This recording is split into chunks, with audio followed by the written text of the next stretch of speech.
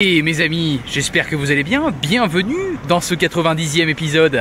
Nous sommes aujourd'hui sur une conclusion régionale. En effet, en ce 25 août, nous nous apprêtons à visiter notre 10e et dernière ville-préfecture de la région Grand Est.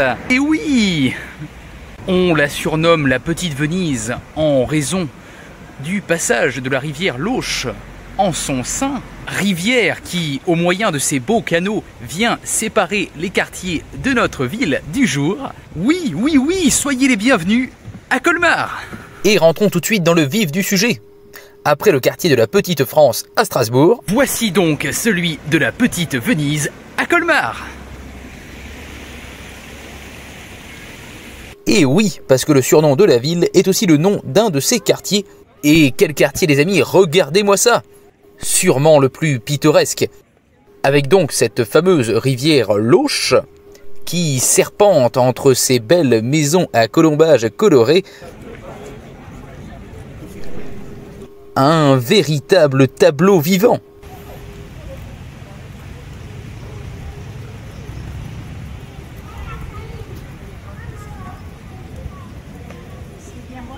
Les ruelles pavées et les petits ponts fleuris donnent au quartier un charme unique.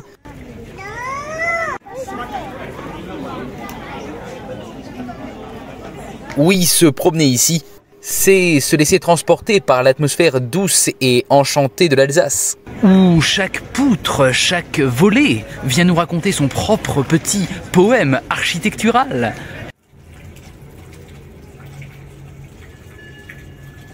Alors, au jour d'aujourd'hui, cette petite Venise, avec ses charmantes façades, offre un véritable décor de carte postale.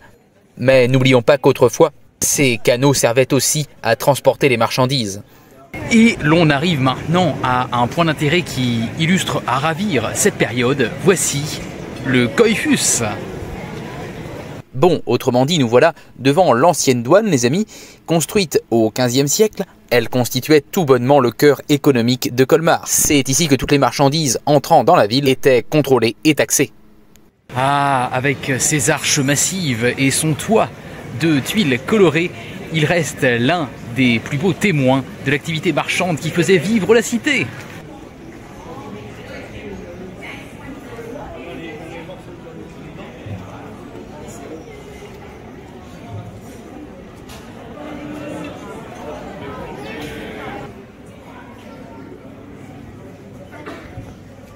Bon, et puis Colmar, c'est aussi connu pour avoir été la terre natale d'un artiste mondialement connu. Frédéric Auguste Bartholdi, le sculpteur de la très célèbre Statue de la Liberté.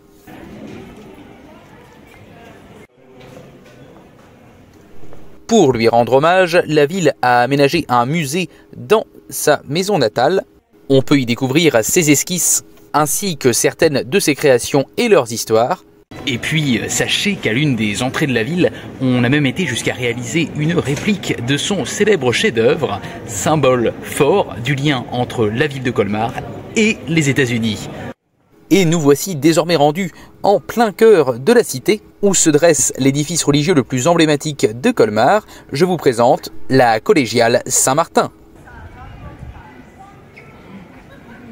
Construite entre le XIIIe et le XIVe siècle, vous avez devant vous l'un des plus beaux exemples d'architecture gothique en Alsace.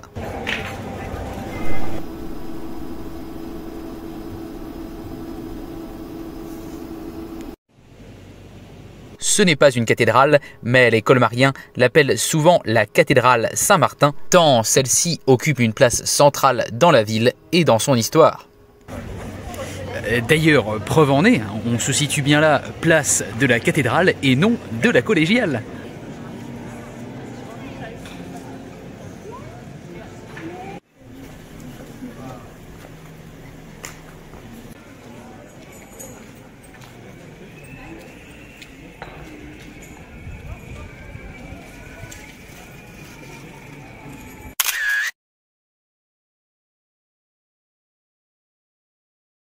Et merci à Morgane pour cette 71e photo traditionnelle. Morgane, normande de naissance, bretonne de cœur.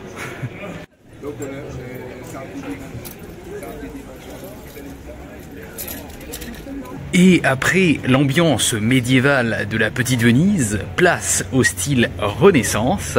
Avec cette étonnante maison des têtes construite en 1609, elle doit son nom aux 106 têtes sculptées sur sa façade, et ce beau bâtiment fut notamment en lien avec une spécialité locale, j'ai nommé le vin.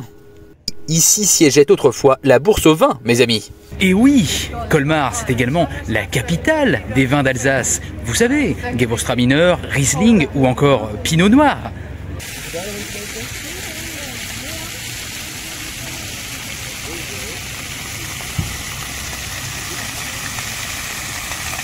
Bon, mais assez gambadé, finissons maintenant ce chapitre Grand Est en cuisine. Avec peut-être le plat le plus emblématique ici, la choucroute bien sûr.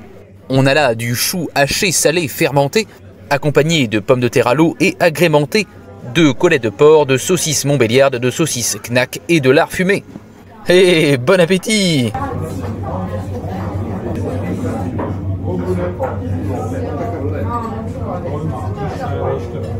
Et le dessert a le droit aussi à sa part de spécialité. Voici du Kouglof glacé, une glace à la vanille et à l'eau de vie, ici du marc de Gewürztraminer, le tout moulé dans un moule en forme de Kouglof. Et c'est sur ce fond de gastronomie alsacienne que je m'apprête à vous laisser. J'espère que cet épisode vous aura plu. Pour la suite, j'aurai le plaisir de vous retrouver demain où nous replongerons la tête la première en Bourgogne-Franche-Comté en allant visiter la cité de mon signe astrologique. On se retrouve là-bas. À très vite les amis. Psst, et toi, pour ne rien manquer de l'aventure, je t'invite à t'abonner à cette chaîne YouTube et à me suivre sur les réseaux qui s'affichent ici. Allez, bisous, bisous!